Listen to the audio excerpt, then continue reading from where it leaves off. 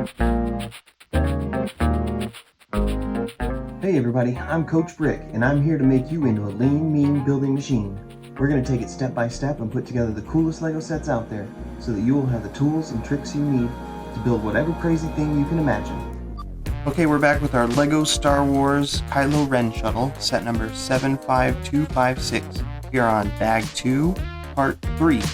Alright, let's get into it.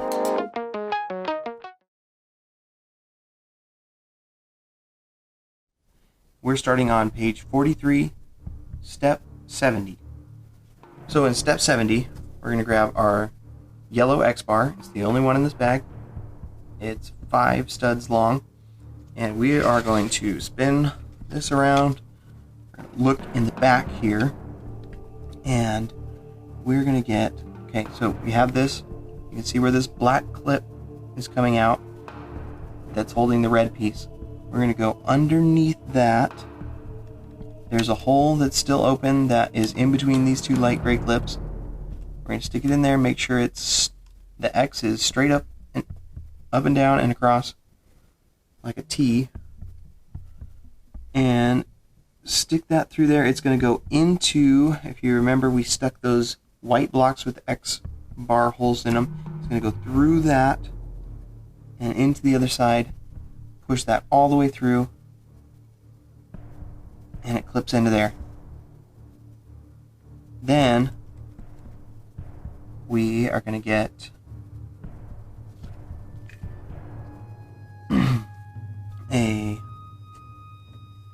step 71. We're going to get this light gray piece, 7 holes long.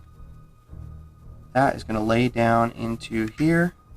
The end of it is going to go into this space on this silver gray Technic piece.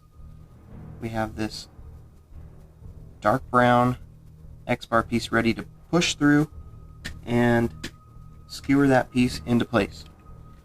So now we have this contraption that kind of moves like that in there. We can go on to step 72. And in step 72,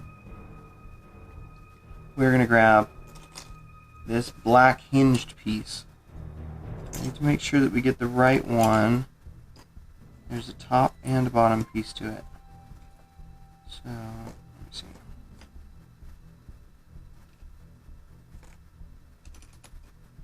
Okay, so it's like a black 1x2 block, and there's part with the hinge off the corner with the hole, and then there's the other piece that has the clip that goes into it. So you can put both of those together like that. We have this little hinge. Okay, so we can set our main build aside for a second. It looks like we're going to be working on a separate piece, and then we'll combine them later. So then we're going to get this dark gray 1x8 plate. We are going to stick this underneath one side of the hinge. And then, so this is on under the right hand side of the hinge. If the hinge is like this with the bump facing down. Then step 74, we are going to make another hinge. And we're going to stick it so that it is opposite of the other hinge. And it is going to go hanging only one stud connected on there. Like that. Make sure that the hinges are on opposite sides, like that. This one's only on one. And we're also going to get the light gray 1x4 block with 3 holes in the side. That is going to go next to the first hinge that we put on that is standing on 2 studs. And then we also need this light gray washing machine piece. And we're going to put that in that remaining gap with the side-facing stud facing away from this hinge part that's sticking out. Okay, so step 75. Let's grab this light gray 1x6 plate, we're going to put this on here, covering up the one stud of this side hinge over the washing machine piece and into the other pieces. That is going to leave this other hinge exposed for us to put one of these light gray 1x2 plates with the centered side-facing vertical clip hand. That's going to go right on there, facing out the same direction as this hinge bulging out there. And then step 76, grab one of our transparent red round single studs and put that on this last stud of that side of the hinge on the opposite side of this clip hand. And also a dark gray 1x2 plate is going to go on top of the clip hand piece. Then step 77 will bring our build back and this is going to go on like this. Okay, so see right here, you have this light gray piece. Right next to it, there's still two studs of this dark gray piece exposed. We're going to set the end of that hinge that has the clip hand next to it. That is going to go right on that. And then we're going to bend this over, and these two pieces of this end of the hinge are going to go on top of these two corner pieces. This light gray, last stud on the light gray piece, and that red transparent piece. Right on top of there. Alright. So that's on. We're going to go to step 78. We're basically going to do the whole thing again, but just mirrored for the other side. Okay, set this aside. Step 78. We're going to grab these black hinge pieces again. This time, they're going to face up. And we're going to put this dark gray 1x8 plate. This is going to go on the two studs on the end of that.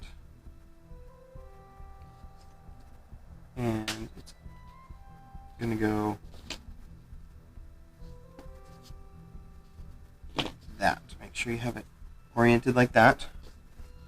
Then the other hinge, the other black hinge, is going to go on the other side, connected with one stud and facing the opposite direction.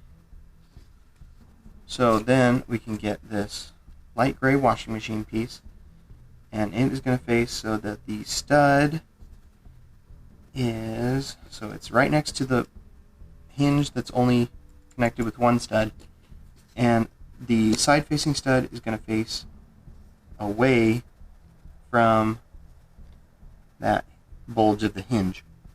Then this light gray 1x4 piece with the three side holes will fill that gap, and the light gray 1x6 plate will go on top to hold that on. Make sure you leave a space here on this hinge.